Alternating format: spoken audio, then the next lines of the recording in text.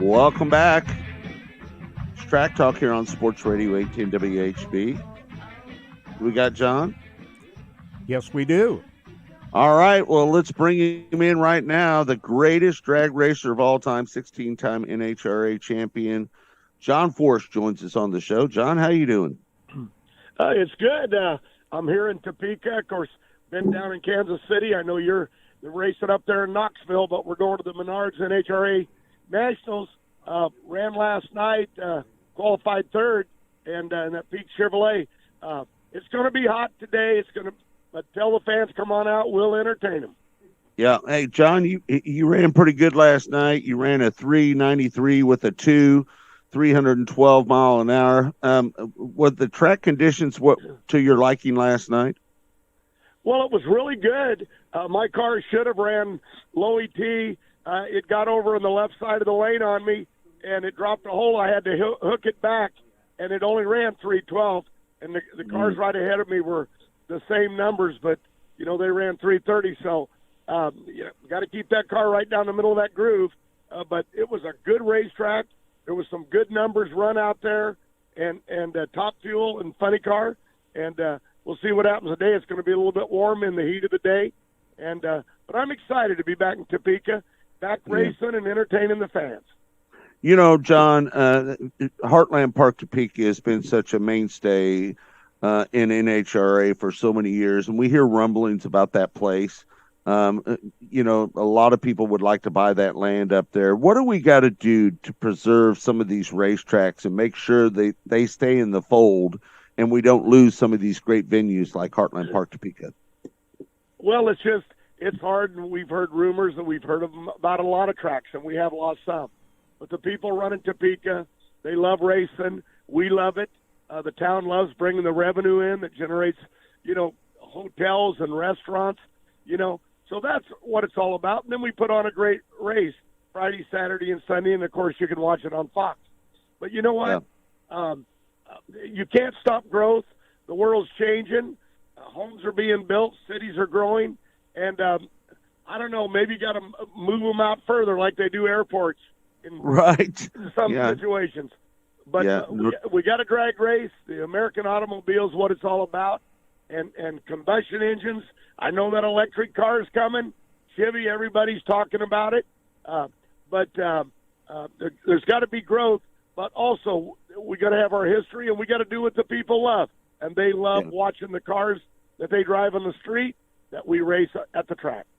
Right. John, I want to step back in time just a little bit with the Harmon family, because KCIR was a track that you raced at for many years. Can you give us a little bit of a trip down memory lane and what that track meant to you early in your career?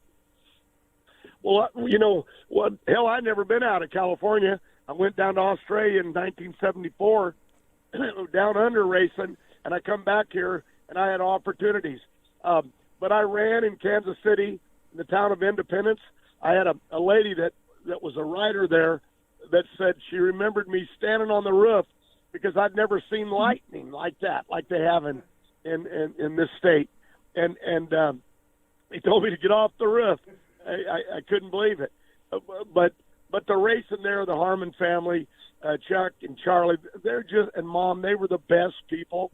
And we put on shows, and I raced my heroes, Don Perdome, Mongoose McEwen, Shirley and Gartlets. I mean, the list just goes on and on. But it was great racing. It was fun. And there again, things change, and time changes everything. What are you going to do about it? I mean, look at me. I'm hanging on. I love driving. I'm 100 years old, and I can still get down that racetrack. And sponsors like Auto Club and Cornwell Tools and all these people, Montana brand, and my daughter driving Monster Energy and Flavor Pack. I'm the luckiest guy in the world, and I keep doing it. I'm good at it, and I love the excitement of two cars, 10,000 horsepower. Sometimes we have four cars in a lane. Right. That's 40,000 horsepower. You know what I'm saying? And 300 miles an hour runs, less than 4 seconds. And the girls, I raced last week in Norwalk, and DeJoria, a young girl that drives, beat me in the final. and it's just exciting for me still to watch these young kids do it, and that's why I do it, and I love the sport, and I want to keep it going. Hey, Yeah, last year, John, your daughter and you won at Heartland Park Topeka. How special was that? We doubled up. Brittany, it was exciting. She's fighting for every win. She's in the points lead right now, but it's going to be tough. And there's a lot of great cars out there. The Capco group and Antron, a team owner now. Caps is a team owner. You know what I mean? Have their own hot rods, but to team up with your daughter to win, and more fans have come up this weekend and said, "Do it again, you and Brittany," because they love that, a father and daughter. Right. But for me in my heart to know that my kid is doing what I've always loved. My other daughters drove funny cars. She chose to drive the Top Fuel dragster, and she's got a good car. She can run low ET sometimes and win races. But to win it made my heart good. I thought, God's got a plan for me, and that's what I keep doing. Why I keep NHRA drag racing. Right. Hey, John, this Kirk, I was out there at Topeka last night. They took us down memory lane. They showed a video up on the big screen last night. 1995 at Heartland Park between you and Cruz Pedregon, the first ever side-by-side 300-mile-an-hour run. You and Cruz have really had some big-time battles back then. One I remember at Texas, too, when you got up into the wall and Cruz ended up winning the title that year. But at Heartland Park, there's a lot of history there, and one event that I want to talk about is 1993. We had our first ever 4-second run in a quarter mile, and the first ever 300-mile run that weekend with Jim Epler, who's at Heartland this weekend, just hanging out and talking to people. But there was a big deal in qualifying, and I never will forget it. Chuck Etchels was driving the Kendall car. You had Castrol as your sponsor. And if I remember right, Castrol put up some big money, but yet it was Chuck Etchels that beat you to that 4-second run. Talk about that week. That was a huge event in the history of drag racing that weekend at Heartland. It was. You know what actually happened? There was a major sponsor that was putting up $25,000 for the first car to run the quickest run to run. Hell, I thought it was in the 3s. They told me it was in the 4s. It had been so long ago I can't remember. And I remember me and Austin Coyle would run right ahead, and we knew in the next session we could put this thing, and like I said, into the 3s or into the 4s. I can't even remember. But I remember they said, well, they're not paying the money. So we got together, and I said, hell, I'll even pay half of it. I know I can do it. Well, watch when you run your mouth. That'll get you in trouble. And the next run on the burnout, I was backing up, and the brakes fell off the car. Like, what happened? And I couldn't make the run, and I had to shut off. And Etchels came up next, and he did it. He got the money. It was Castrol at the time. They ended up paying for it. But then there was Epler, and here's the first 300. And it's like, okay, I can do this, but I kept my mouth shut. But Epler, a great racer, he's out there with a Top Fuel car now. He brought a major sponsor in. Those guys are doing great. Got a young kid driving the car, and he really, Epler was a great racer, and I'm really proud just to see him back out here again, and his wife, no, they're doing good. But it was just a piece of history I never got, but I got to be part of it, even if I got my tail whipped. Right. Hey, John, who are some of the eventually, I'm not saying when, but someday you might have to step out of the seat. I don't know when that's going to be. That might never take place. But let me ask you this.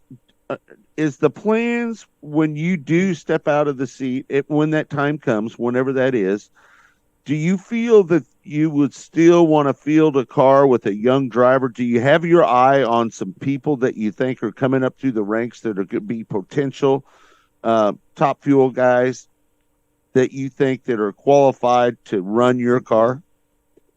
Well, first of all, it's definitely going to happen. It's only a matter of time that I'll put a replacement in. My daughter Ashley, her husband Daniel Hood that tunes my race car. My two grandsons, Jacob and Noah, they're both driving junior dragsters, but they're way down the road here. They'll have to evolve up through the classes if that's what they choose to do.